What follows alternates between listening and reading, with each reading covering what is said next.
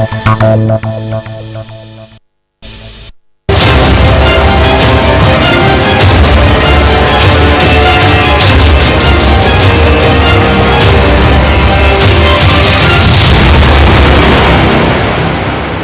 and welcome to 20 by 20.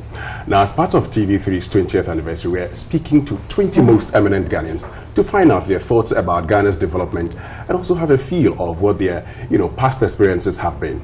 Now, my guest for today is one man who's arguably one of the best statesmen of this country. He's loved by many Ghanaians. Now, he's a former president of the Republic and is credited for transformational changes within our economy. There are even some who have argued that though his party, seems to be capitalist, during his tenure as president of the Republic, he embarked on so many social interventions and in fact would prefer to refer to him as a socially inclined capitalist. My guest is one person you'd love to call the gentle giant, His Excellency John Kufuor. Thank you very much. Welcome. Thank you very much. I believe you're doing very well. As you can see. It's not perfect, but I don't believe there's perfection anywhere. Okay. So I'm very thankful. And you're preparing for Christmas? We are in it already.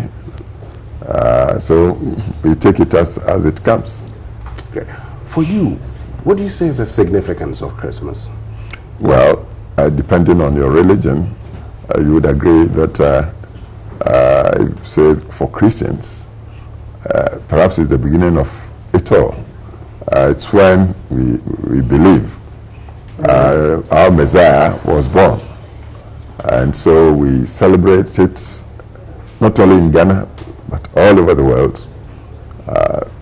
Christmas is like a remembrance day for the birth of Christ Jesus. And so as we celebrate it, what would you want Ghanaians to do? What would you want to tell Ghanaians? Normally, it's a period of merriment and joy. And all over, people indulge themselves, of course, attending services and after services, also with feasting, eating, drinking. And the only trouble is we tend to overindulge. And that's what we should guard against. Because over the period, the tendency has been to also have a lot of accidents. Okay. So, not long ago, you celebrated your 79th birthday. Yes. And I remember speaking to you on radio around that time. But just talking about your birthday, let's go back into time, when you were growing up. We're talking about Christmas. At least many of us, current generation would talk about the little things we've seen about Christmas. But you've seen a lot of Christmas. Tell us, when you were growing up, how Christmas was. That was in the depth of colonialism, because I was born as far back as 1938. Exactly. And so I had my infancy through to middle teenage period before independence. Yeah. And those times were different from after independence. The country wasn't that populous as it is now. The population, even at independence, was just around 6 million people. So you can imagine, I was born in Kumasi. And Kumasi couldn't have been perhaps more than 500,000 people in those times. So everybody knew everybody. And around Christmas, after church services, people would visit families and friends. And everywhere one went, one was treated to something, biscuits, soft drinks for children. And of course there was a lot of music all over, picnics, fancy dress, all over the place, and children were just too happy. It was also beyond the occasion when even children were treated to chicken. Chicken was such a delicacy. Really? Yes, yes, yes. But it wasn't as common as it is today. Yes, and rice. Kumasi, as you know, didn't have rice as a staple around the Kumasi forested area. The staples were plantain, cocoyam, and yams. But around Christmas, we were treated to rice meals, and children looked forward to that. And I believe personally you enjoyed those rice meals when you were growing up. Like all the children of those types, yes. But in time, we came to see that rice was perhaps the most staple around the world. Exactly. So now it's not a... Talking about music around that time, of course, for many of us, the young ones, we know the music would like to sing around, this period. But for you, at that time, what kind of music was it around Christmas? Those times, the music of the time wasn't the loud music we hear these days. I think then sort of music we had were the music of the church generally, and also traditional, say around Kumasi, for instance, where I was born to, very in the center of tradition. For happy occasions, might hear some traditional music, say in the chief's house and things like that, Nyumkoro and things like that. And then in the mornings you'd hear, and into the afternoons, fancy dress music, a lot of children wearing masks and making quite a healthy and innocent but heavy drumming and some brass music. Okay. But in those times we didn't have the sort of music we have today. But President Kufuor, did you ever take part in, the fancy dressing and all? No, I didn't. But I enjoyed just seeing them parade around, and we all looked forward to seeing them, and occasionally sort of jigging around a bit to their music, but I never was a fancy dress. Any special reason why you never did that? It just didn't happen in my home. Oh, okay, I see. But growing up, which of the Christmas would you say you enjoyed most? What memory that you'd say you'd never forget about Christmas when you were, from your early years to your teenage years? It was always a happy thing. I was born one of 10, and was the seventh of the 10 children. At time I became aware about 4 or 5 of my siblings, senior ones, were in schools along the coast. I think 2 or 3 in Achimota, and others cousins in Adisada. So they would all come back, and naturally the younger ones were just so happy to have them come back. And then 24th night would follow them to for service at St. Cyprian's. We were born Anglicans, and we enjoyed the sermon then. And then after we'd walk back home. The next morning you may have some choirs coming round to sing for us, so we enjoyed. And also we knew the Christmas day itself would be days of feasting. Chicken, as I said, or perhaps lamb and things like that. There was food in abundance. And then people would stream in and out. The whole thing was joyous. And so I enjoyed every bit of it. So time I became a teenager and I went into boarding school myself. President Kufuor, moving away from your childhood experiences of Christmas, let's get to the presidency. Within the 8 years, this afternoon we want to find out a few things. Some of the things we normally haven't heard you talk about. What are some of the memories of your 8 years as president of the Republic of Ghana? They were very momentous years. It took me a long time to get to the presidency. People perhaps may not know, but I started quite young, because at the age of 30 I was already a member of parliament and deputy foreign minister of Ghana. And even then there were the stirrings of ambition to get right to the apex of politics. But that was as far back as 69. I had to wait till the year 2000 before I got to presidency. Exactly. And so when I got to the presidency, I knew exactly what I wanted to do for our country. And I should be thankful in the sense that I had a good team in my government who shared my vision, and also the people of Ghana were tolerant. Okay. Because life the year 2001 was very tough. The country was overladen with debts. We were virtually insolvent. And this is why we took the Highly Indebted Poor Countries Initiative with the IMF.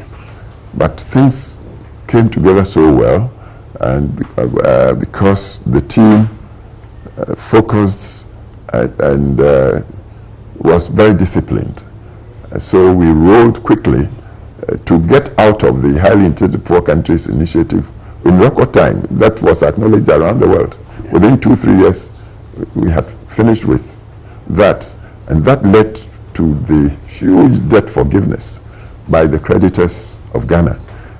Altogether, over the 8-year periods, Ghana had as much as almost $8 billion of debt written off by creditors. It's a great, great, great achievement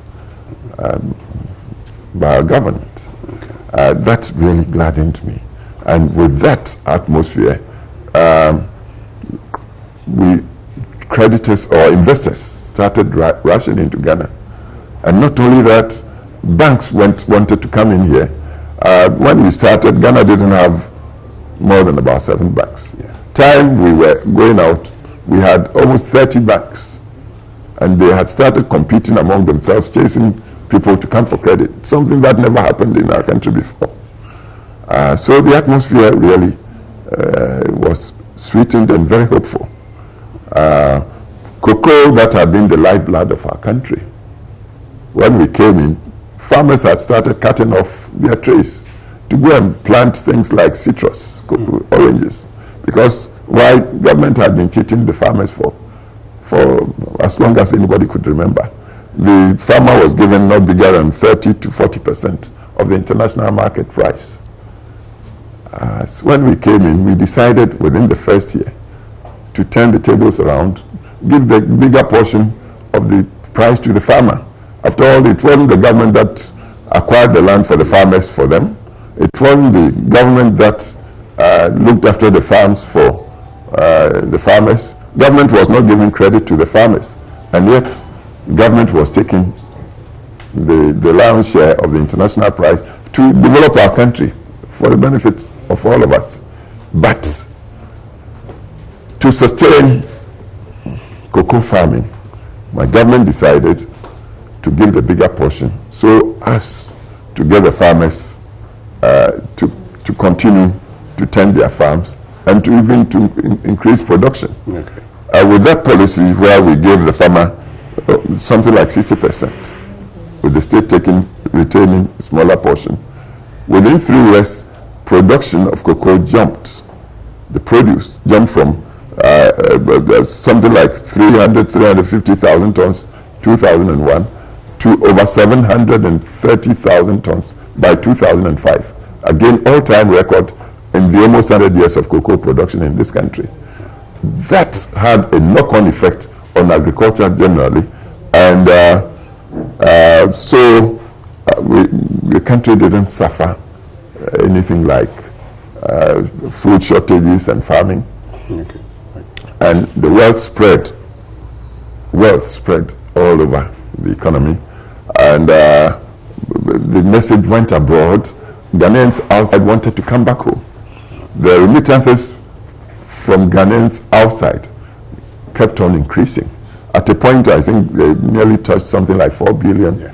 And that was even bigger than even the produce, the earnings from cocoa.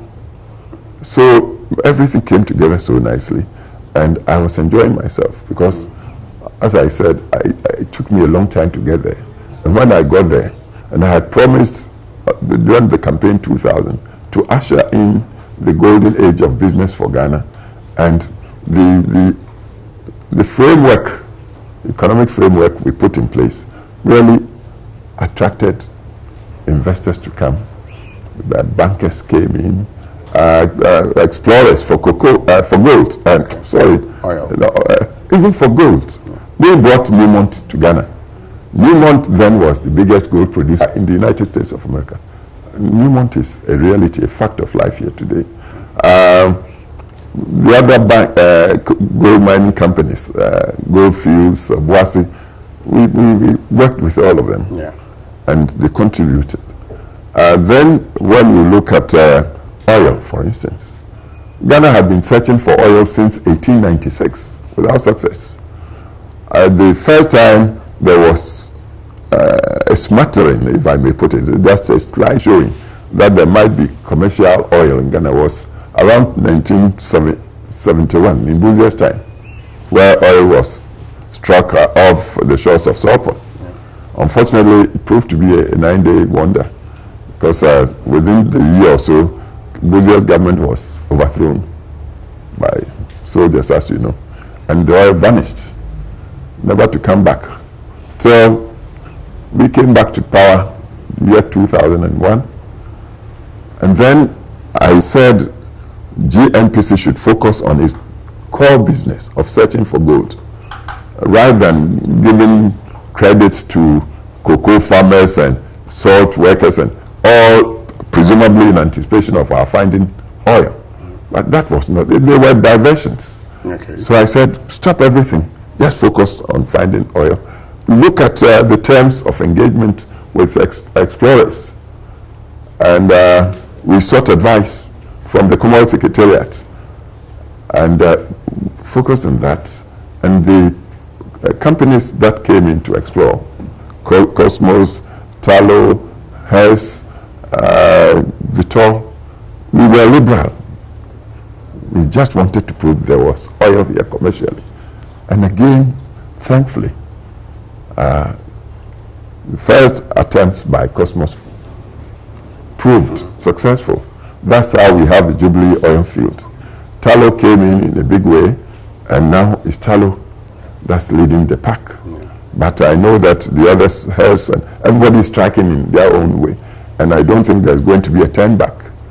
So all these things came together, moved Ghana from highly indebted poor country, year 2001. By 2006, the world had classified Ghana as a middle income country, even though on the lower ranks of it. Ghana became a middle income. And so when you are a leader and all these things happen in your time like that, you just begin to go down on your knees to thank God. You are fulfilled. Talking about thanking God and the fact that you enjoyed yourself while you're president and how you had started earlier, was there any time that you thought you wouldn't get to the level that you had wanted to get to? Oh, there were many stages, and for instance, there were so many coups d'etats and also attempted coups, and politics was so maligned. Some people felt it was a waste of time and beating about the bush, staying in politics. And I would tell you, many a time, friends and even family, some family members that came to talk, why are you stressing yourself so much? Staying in politics like is the only thing that you can do. But I had taken time, even way before I really got into serious politics. Even as a student, I taken time. I was qualified as a barrister in 1961, at the age of 22, in 3 months. I had the opportunity to go to Oxford University to continue with my law, but after first year I decided no. I switched to do philosophy, politics and economics. Why? Yes, because it had occurred to me even then that I might have a chance in politics, and I just needed to understand power. I I've come to the point, even as I speak with you now, that perhaps we, as a people generally, should focus more on knowing the nature of power than on learning politics. Okay. Because when you get to know the central issue, which is power, power management, why people would go to any lengths to stage coup d'etat, to kill people, to lie about people, just to hold power. When you understand those things, you will become a good politician. But so I started learning some philosophy, which helped me to get insights into the nature of power. Okay. And then politics. The people who had been engaged in politics, some succeeding, others failing, the causes of success and failure in politics. And then economics. Okay. Because at the end of the day, when you are given the opportunity, you must at least have some appreciation of economics, because to the people, citizenry generally, is bread and butter that matters to them. Yeah. Being able to manage their families and live decently, and it's all economics. So this a composite subject, PP as they call it in Oxford, is something I deliberately went into. And I had just 2 years to do a degree in that. Okay. So time I came back to Ghana, January 65, I was dreaming dreams and having visions, and so I could bide my time no matter the cost. I suffered detentions twice in Ashafort. First time I was in for 15 months. Wow. 15 months. 15 months, yes. And when I came out, I'll stop that, go and practice law. I said, no. Let me focus there. Of course, I went into business here and there just to keep going. And because somehow I believed the day would come when I would have opportunity to show our country how to do things. Well, indeed, the day finally came. But what's your assessment of, the country's development, journey over the last 60 years, briefly?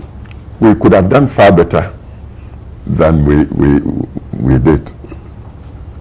Right now, thankfully, let me use the word thankfully, because there's still some mystery about things, and I believe in God. So I'm thankful to God that we are back on track, and I pray that we stay on the track. And we shouldn't be hidebound about ideology or anything that would be divisive. We should go in on basis of pragmatism. What would yield the results for our people? Get the wealth, support education, support health, do infrastructure, open up the country, engage in partnerships that would yield to the benefit of the investors and the people generally. Government should only regulate and take legitimate taxes. Government should not overtax people, but spread it, let everybody contribute their bit so that government would have the funding to give leadership and make Ghana a country truly governed under enlightened laws, because that's what attracts people. People feel happy when they don't feel oppressed and muzzled. We should be expressive and live in this country.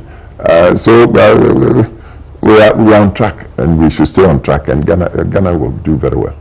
Finally, TV3 is 20 years, and right from 1997 up until now. What are your wishes for TV3? Well, don't forget it was my government that repealed the criminal libel law, and everybody then got a chance to talk, and there are so many FM stations. TV3 is definitely in the leadership of the media. It's part of the leadership. It's not, you are not exclusively the leader, but you show quality program. I hope that you continue to be again open-minded, and you should be focused and committed to the advancement of Ghana. That should be the tenet, the article of faith for our media. Whatever you are doing, yes, I know you are a commercial entity, but above all, be loyal to Ghana and work for the progress of Ghana. 20 years, it's long, but not too long. There's still a lot of way ahead of you. And even as you look at the bottom line of your economy, know that there's some work to do for the country, responsibility you owe the nation for the good and progress of the nation.